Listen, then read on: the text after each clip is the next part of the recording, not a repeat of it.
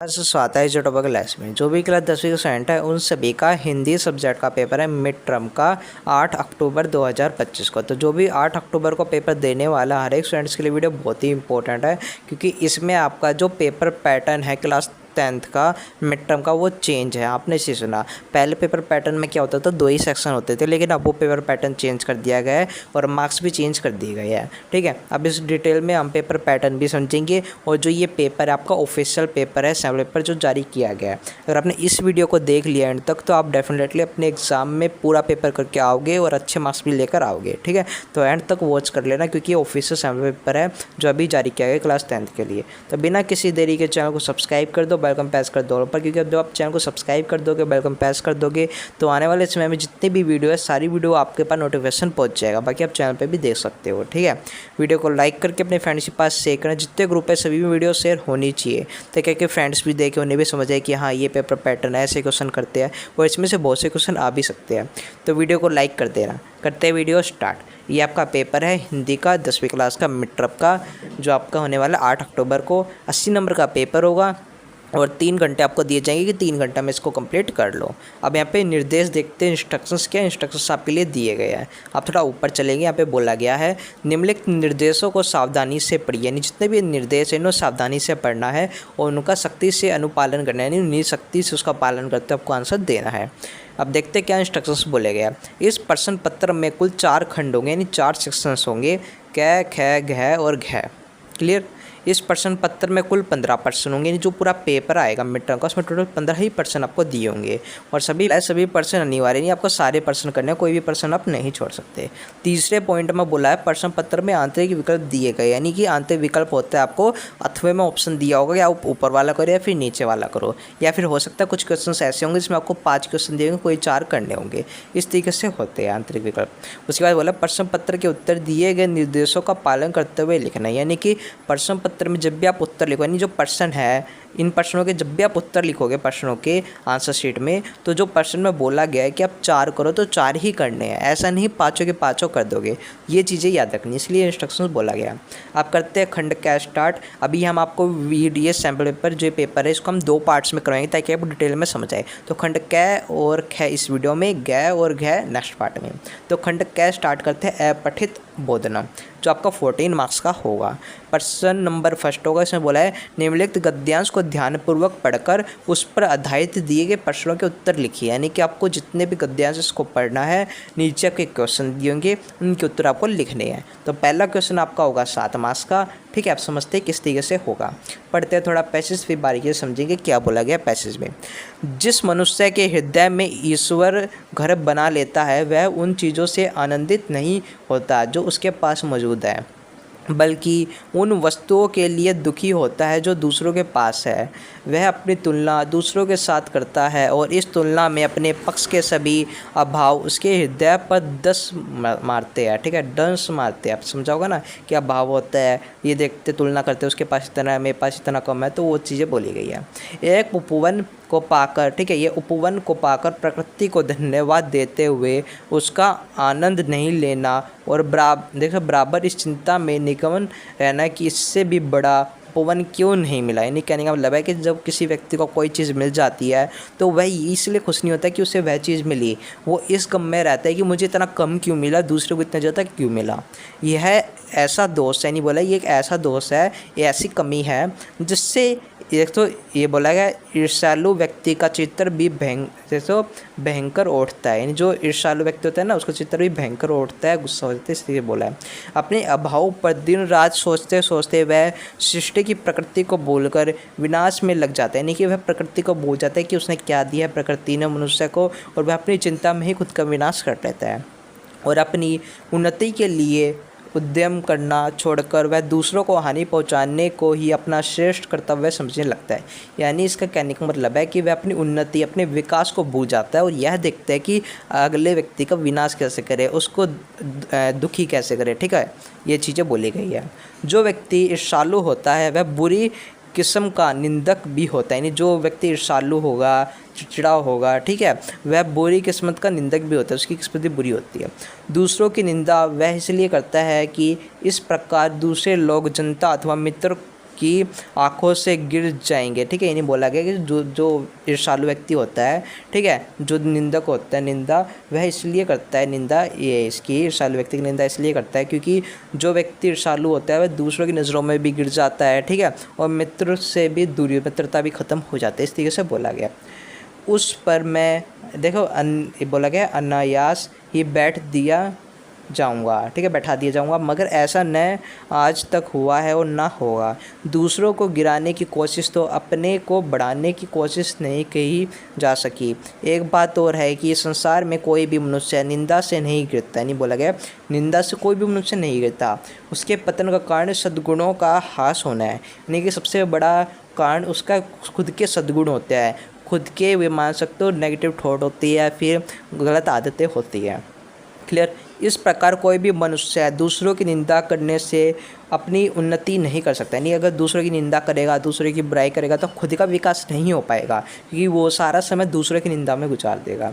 उन्नति तो उसकी तभी होगी जब वह अपने चरित्र को निर्मल बनाए तथा गुणों का विकास करे। यानी कि अपनी उन्नति तभी कर सकता है जब वह अपने गुणों को समझेगा, ठीक है, अपने चरित्र को निर्मल बनाएगा और अपने गुणों का विकास करेगा, उसको बढ़ाएगा कि मेरे अंदर ये खास चीज़ें इसको हम बढ़ाते हैं, इस तरीके से बोला गया है।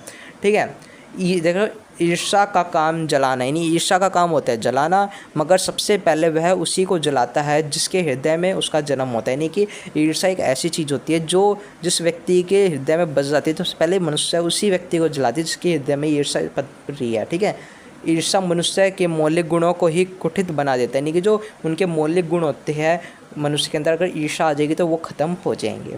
इस तरीके से बोला गया। यानी व्यक्ति के अंदर की जो ईर्ष्या होती है, दुख होता है, दूसरे के प्रति चिड़चिड़ापन होता है, उसके बारे में बताया गया है। अब देखते हैं किस तरीके से होगा। इसमें कै में बोला गया है, पहले क्वेश्चन का कै। गद्यांश के अनुसार ईर्ष्या का व्यक्ति पर क्या प्रभाव पड़ता है, नहीं बोला गद्यांश दिया हुआ, इसके अनुसार ईर्ष्या का व्यक्ति पर क्या प्रभाव पड़ेगा वो बताना। एक एक नंबर के एमसीक्यू चलेंगे अभी। ठीक है, पहला, जीवन में खुशहाली आना, मानवता का विकास होना, मानसिक शांति भंग होना, सामाजिक प्रतिष्ठा बढ़ना। तो इसमें जो करेक्ट आंसर होगा वो होगा मानसिक शांति भंग होना। जैसे कि हमने अभी पढ़ा था, ईर्ष्या क्या होता है, ईर्ष्या काम होता है व्यक्ति को जलाना, वो ठीक है, उसके हृदय में जिस व्यक्ति के हृदय में जन्म लेते हैं उसके गुणों को ख़त्म कर देती है, तो मानसिक शांति को भंग कर देना। तो ये होगा करेक्ट आंसर थर्ड। क्लियर। उसके बाद अगला चलते हैं ख। निम्नलिखित कथन और कारण पर विचार करते हुए उपयुक्त विकल्प का चयन कीजिए। यानी आपको कथन कारण दिए, इनको पढ़ना है और नीचे कुछ विकल्प दिए, इनको चयन करना है, चुनना है कौन सा विकल्प सही है। कथन, ईर्ष्या पहले उसी को जलाती है जिसके हृदय में उसका जन्म होता है। एकदम सही बात बोली है, ये लाइन यहाँ पे भी लिखी हुई है। ठीक है, ये रहा, देखो ये है ईर्ष्या, मगर सबसे पहले उसी को जलाती है जिसके हृदय में उसका जन्म होता है। ईर्ष्या का काम यही होता है। कारण बोला क्यों जलाती है, क्योंकि ईर्ष्या मनुष्य के मौलिक गुणों और रचनात्मक का विकास करती है। ठीक है, तो ये बोला गया कि वह मौलिक गुणों और रचनात्मक का विकास करती है। तो ये बात आप जो देख रहे हो इसमें बोला गया है ये गलत है। ठीक है, ये बहुत सही आंसर उसका फोर्थ की कथन सही है कि तो जो कारण है कथन की सही व्याख्या नहीं करता है। बोला ईर्ष्या मनुष्य के मौलिक गुणों और रचनात्मक का विकास करते हैं। बोला ईर्ष्या मनुष्य के मौलिक गुणों को, और यहाँ पे क्या बोला, ईर्ष्या मनुष्य के मौलिक गुणों को ही कुठित बना देती है। कुठित का मतलब है कुठित बना देती है। ठीक है, ख़त्म कर देती है। तो इस तरीके से हम देखा जाए तो इसमें जो करेक्ट आंसर बनेगा वो बनेगा ये तीसरा, कथन सही है। ठीक है, कारण है कथन, इसमें जो करेक्ट बनेगा कथन और कारण, तो कथन गलत है किंतु कारण सही है। जैसे कारण है ये भी गलत है कि कथन, कारण ही तो हमारा गलत है, कथन और कारण दोनों गलत है, ये भी नहीं। कथन सही है और कारण कथन की सही व्याख्या नहीं करता। कथन सही है किंतु कारण कथन की सही व्याख्या नहीं है, ये कथन की सही व्याख्या है, ये भी गलत। तो इसमें करेक्ट आंसर फोर्थ ही होगा। अगर इसमें ये दिया होता कि कथन सही है कारण गलत है तो वो होता, लेकिन इसमें ये चीज़ नहीं बोलेगी कि कारण गलत है, ना इसमें बोला गया कारण गलत है, ना इसमें बोला गया, ठीक है, ना इसमें बोला गया, तो इसलिए फोर्थ ही हम करेक्ट आंसर मानेंगे वैसे इसका। क्लियर। अब उसके बाद है गै में बोला गद्यांश के अनुसार यदि मनुष्य ईर्ष्या से मुक्त हो जाएगा तो उसको क्या लाभ होगा। ठीक है, तो लाभ के पूछे क्या लाभ होगा, अगर उस व्यक्ति के अंदर ईर्ष्या नहीं होगी तो मौजूद वस्तुओं का आनंद ले पाएगा, एकदम सही बात है। निंदा और द्वेष भाव से दूर रहेगा, ये भी सही चीज़ बोली है। दूसरों की उपलब्धियों से प्रेरित होगा, ये भी सही है। उसके मौलिक गुण कुठित हो जाएंगे, ये गलत है, क्योंकि ईर्ष्या मत, जब ईर्ष्या व्यक्ति की होगी तो उसके जो मौलिक गुण है वो ख़त्म हो जाएंगे, तो ये पॉइंट गलत है। बाकी तीनों सही है, पहला दूसरा और तीसरा। तो इस तरीके से हम देखा जाए तो फोर्थ होगा करेक्ट आंसर की कथन पहला दूसरा तीसरा सही है। ठीक है, एक एक नंबर के आपके हो गए 3। अब उसके बाद जो घ होगा पहले क्वेश्चन का, उसमें वो आपका 2 मार्क्स का होगा और अड़े भी 2 मार्क्स का होगा। घ में बोला गद्यांश के अनुसार एक ईर्ष्यालु व्यक्ति निंदक क्यों बन जाता है। जो ईर्ष्यालु व्यक्ति होता है वह निंदक क्यों बन जाता है, इसका आंसर आपको देना है। अभी इसका आंसर है वो भी क्वेश्चन पैसेज में आपका दिया हुआ है, जैसे कि पैसेज में चलेंगे, ठीक है। तो यहाँ पे आप दे सकते हो ईर्ष्यालु होता है ये रहा, दूसरों की निंदा वह इसलिए करता है, यहाँ से हुआ करेक्ट आंसर कि इस प्रकार दूसरे लोग, जनता अथवा मित्रों की आंखों में गिर जाएंगे और जो स्थान उस पर है वह अन्यास की बैठ दिया जाएगी। ये होगा यहाँ तक करेक्ट आंसर कि दूसरों लोगों, जो जनता है, मित्र, उससे दूर हो जाएगा उनकी आंखों से, ठीक है, यानी उससे रिश्ते खत्म हो जाएंगे। क्योंकि वह जिससे ईर्ष्या करेगा तो ईर्ष्या करने वाले जो व्यक्ति है सामने वाला जिससे ईर्ष्या कर रहा है वो अपने आप संबंध खत्म कर लेगा। तो इस तरीके से करेक्ट आंसर हो जाएगा यहाँ से, या यहाँ से भी ले सकते हो, जो व्यक्ति ईर्ष्यालु होता है तो भी आपका करेक्ट हो जाएगा। क्लियर। अब उसके बाद अगला देखते हैं हो जाएगा। उसके बाद है ये पहले क्वेश्चन का आखिरी होगा, ये भी 2 मार्क्स का होगा। इससे बोला गद्यांश के अनुसार ईर्ष्या मनुष्य, जो ईर्ष्या वाला मनुष्य है उसकी उन्नति में बाधक क्यों बनता है। जो ईर्ष्या होती है वह मनुष्य की उन्नति में बाधक क्यों बनती है, यानी क्या बाधा करती है, ठीक है, ये बोला गया, यानी ईर्ष्या के बारे में बोला गया है। इसका आंसर भी पैसेज में मिलेगा, जैसे कि आप दिखा दिया हम, ये रहा। ईर्ष्या का काम जलाना है, यानी ईर्ष्या काम होता है जलाना, मगर सबसे पहले वह उसी को जलाएगा जिसके अंदर वह पनपेगा, जिसके अंदर वह जन्म लेगा, और उसके जो मौलिक गुण है उसको कुठित कर देगा, ख़त्म कर देगा, ठीक है, ये इसका करेक्ट आंसर होगा। तो इस तरीके से आपको लिखना है। अब उसके बाद चलते हैं दूसरे क्वेश्चन पर। दूसरा क्वेश्चन भी आपका 7 मार्क्स का होगा, लेकिन दूसरे क्वेश्चन में आपको काव्यांश दिया होगा। गद्यांश का मतलब होता है पैसेज, काव्यांश का मतलब होता है एक कविता, ठीक है। इसमें बोला है निम्नलिखित काव्यांश को ध्यानपूर्वक पढ़ना है और उस पर आधारित प्रश्नों के आपको उत्तर देने हैं, ठीक है। अब देखते हैं क्या चीज़ है। तो इसमें पहले पढ़ते हैं काव्यांश। हुकारों से महलों की नींव उखड़ जाती, सांसों के बल से ताज हवा में उड़ता है। बोला जो सांसों के बल होते हैं उससे ताजा हवा में उड़ जाता है। जनता की रोके रहा समय में ताव कहाँ, वह जिधर चाहती काल उधर ही मुड़ता है। यानी बोला गया जनता को कौन रोक सकता है, ठीक है, समय में ताव कहाँ, वह जिधर चाहती काल उधर ही मुड़ता है। अब 2 शताब्दियों देखो सहस्त्रवाद का अंधकार बीता, गवाक्ष अंबर के दहके जाते हैं, यह और नहीं कोई जनता के सोपन अजय चिरते देखो तिमिर का वक्ष उमड़ते जाते हैं। सबसे विराट जनतंत्र जगत का आ पहुँचा, 33 कोटि हित सिंहासन तय करो, अभिषेक आज राजा का नहीं प्रजा का है। 33 कोटि जनता के लिए सिर पर मुकुट धरो, आरती लिए तू किसको ढूंढता है, ठीक है। तो यहाँ से होगा आरती लिए तू किसे ढूंढता है। मंदिर राजप्रसादों, ठीक है, तहखानों में देवता कहीं सड़कों पर गिट्टी तोड़ रहे, देवता मिलेंगे खेतों में खलियानों में। यानी बोला जो देवता है वह खेतों खलियानों में मिलेंगे, किसान को बोला गया है, ठीक है, जो कि व्यक्ति को अनाज बो कर देखता है उसका पशुपालन करता है, ठीक, ये होता है। फावड़े और हल राजदंड बनने को है, 2 रहा समय के रथ का, करघर नाद सुनो, सिंहासन खाली करो कि जनता आती है। ये बोला गया सिंहासन खाली करो जनता आ रही है, ये बोला गया। अब काव्यांश में जो इसमें काव्यांश में बोला गया अंधकार शब्द का प्रयोग किस अर्थ में किया गया, जो अंधकार है इसका शब्द का प्रयोग किसके अर्थ में किया गया है। तो इसका जो करेक्ट आंसर होगा, ठीक है, वो आपका होगा फोर्थ परतंत्र, ठीक है। काव्यांश में अंधकार शब्द का प्रयोग किस अर्थ में किया गया है, तो परतंत्रता होगी करेक्ट आंसर। तो ख में बोला काव्यांश के अनुसार किसकी शक्ति समय और काल से भी बढ़कर है, किसकी, तो इसका करेक्ट आंसर होगा जनता की, जनता की शक्ति, ठीक है, समय और काल से बढ़कर है। ये भी इसमें बोला गया है, जैसे कि आपको दिखा दे कहाँ पे ये लाइन, ये रही, ठीक है, ये जनता की बात की, जनता के सोपन अजय, ठीक है, ये बोला विपक्ष उमड़े। और यहाँ पे भी दोस्तों जनता की रोके रहा समय में ताव कहाँ, जनता को कौन रोक सका है, समय में इतना ताव कहाँ है कि वह जिधर चाहती है काल उधर ही मुड़ता है, नहीं जहाँ मनुष्य चाहेगा काल वहीं पर मुड़ेगा, ठीक है, ये बोला गया है। तो करेक्ट आंसर हो जाएगा आपका दूसरा। उसके बाद गए निम्नलिखित कथन और कारण पर विचार करते हुए उपयुक्त विकल्प का चयन कर लीजिए, यानी आपको कथन और कारण पढ़ना है, उसका विकल्प का चयन करना है। इसमें भी सेम वैसे ही 5 क्वेश्चन होंगे, शुरू के 3 MCQ और 2 आपके लिखने वाले। जैसे कि गै में बोला गया है ठीक है। कथन में कवि के अनुसार अब राजा सिंहासन जनता का है। बोला गया जो राज सिंहासन होता है वह जनता का है और राजा का नहीं है, क्योंकि जो जनतंत्र होता है उसमें जो शक्ति होती है जनता के मताधिकार में मत में होती है। ठीक है, तो क्या चीज़ें सही है? तो इसका जवाब है हाँ, एकदम सही बात है। ठीक है, तो इसमें जो करेक्ट आंसर होगा वो होगा थर्ड की कथन सही है, कारण से कथन की सही व्याख्या कर रहा है। एकदम सही बात बोली गई कि अब राजतंत्र है वो खत्म हो गया, राज सिंहासन है अब जनता का है। जनता का अधिकार तय करेगा कौन राजा बनेगा, कौन जीतेगा। ठीक है, कौन इस पर शासन करेगा। तो इस तरीके से हो जाएगा थर्ड।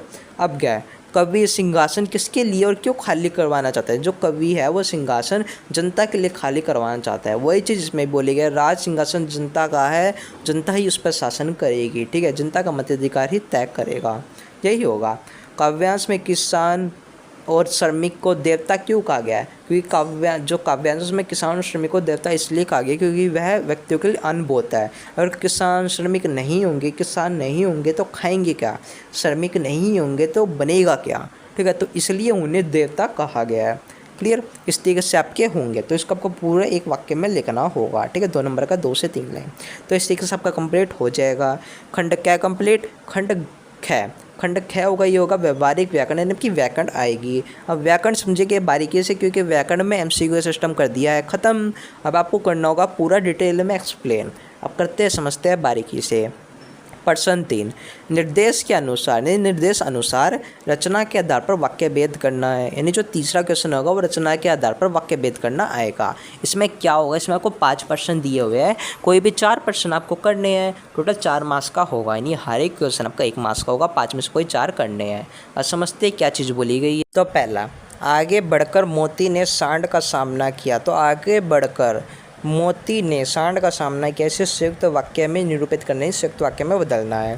तो देखते हैं संयुक्त वाक्य में कैसे संयुक्त वाक्य होता है। उसकी विशेषता ये होती है कि जब भी कोई आपको वाक्य दिया हो उस वाक्य को तोड़कर 2 वाक्य आपको बनाने हैं। जैसे कि मोती आगे बढ़ो और उसने सांड का सामना किया, तो ये होगा, यानी उसी व्यक्ति से रिलेटेड आपको 2 तोड़कर वाक्य बना देने हैं एक के। जैसे कि मोती आगे बढ़ो और उसने सांड का सामना किया, तो इस तरीके से बन जाएगा आपका वाक्य 2।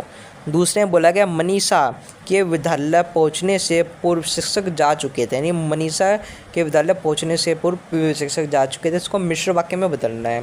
तो मिश्र वाक्य की विशेषता क्या होती है कि मिश्र वाक्य में एक स्वतंत्र और एक आश्रित उपवाक्य होता है। ठीक है, इसमें बोला गया है कि जिसका जो आंसर बनेगा वह बनेगा कि जब मनीषा विद्यालय पहुँचे, यानी जब मनीषा विद्यालय पहुँची तब तक शिक्षक जा चुका था। इस तरीके से आपको बनाने हैं मिश्र वाक्य में। क्लियर? ये होगा। तीसरे में बोला गया रामवृक्ष बेनी पूरी 10वीं तक की शिक्षा प्राप्त करने के बाद स्वाधीनता आंदोलन से जुड़ गया। इसकी रचना की दृष्टि करने और वाक्य भेद करना है। तो इसका जो करेक्ट आंसर होगा ये मिश्र वाक्य है। ठीक है, नहीं आपको वाक्य बताना है। चौथा, चोरों ने देखा कि उसके बचाव का कोई उपाय नहीं है, यानी चोरों ने देखा कि उसके बचाव का कोई उपाय नहीं है। इसको आश्रित उपवाक्य का भेद बताने कि आश्रित उपवाक्य का कौन सा भेद है। ठीक है, तो इसमें आश्रित उपवाक्य का संज्ञा उपवाक्य है। कौन सी संज्ञा है उपवाक्य। ठीक है, तो संज्ञा उपवाक्य का हो जाएगा।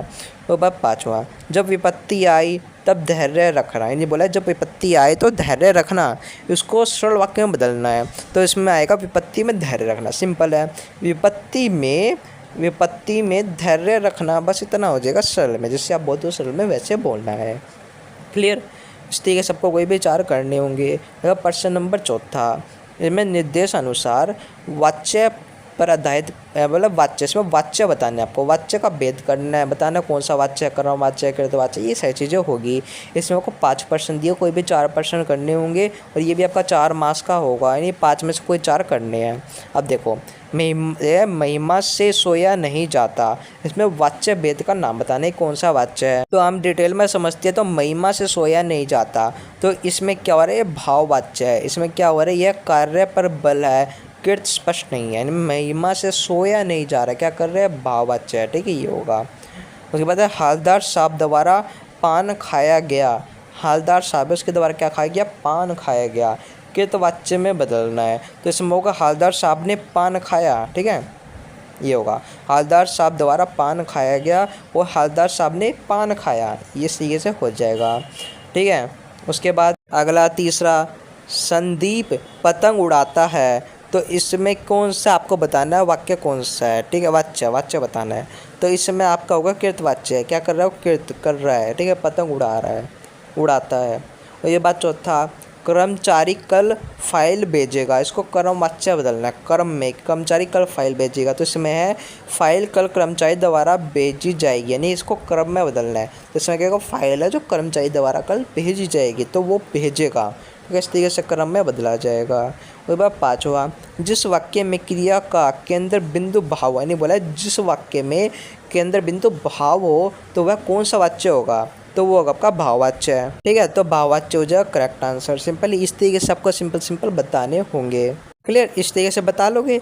उसके बाद पाँचवें में आपको पद परिचय करने हैं। अब पद परिचय क्या होता है, सिंपली आपको जिसकी नीचे अंडरलाइन की हुई है उसके पद आपको बताने होंगे। ये भी 4 मार्क्स का होगा, इसमें भी 5 में से कोई 4 करना है। अब यहाँ पे हमें, मीठी, चल रहा था, पेड़ पर धीरे धीरे, इनके आप देखते हैं कि कौन से पद परिचय होंगे। तो देखो हमें क्या है, हमें सर्वनाम है, प्रथम पुरुष है, बहुवचन है, चतुर्थी कारक है, इस तरीके से हो जाएगा। मीठी क्या है, मीठी है विशेषता कि मीठी है, गुणवाच्य है, स्त्रीलिंग है, बहुवचन है, इस तरीके से सबको बताना है, ठीक है।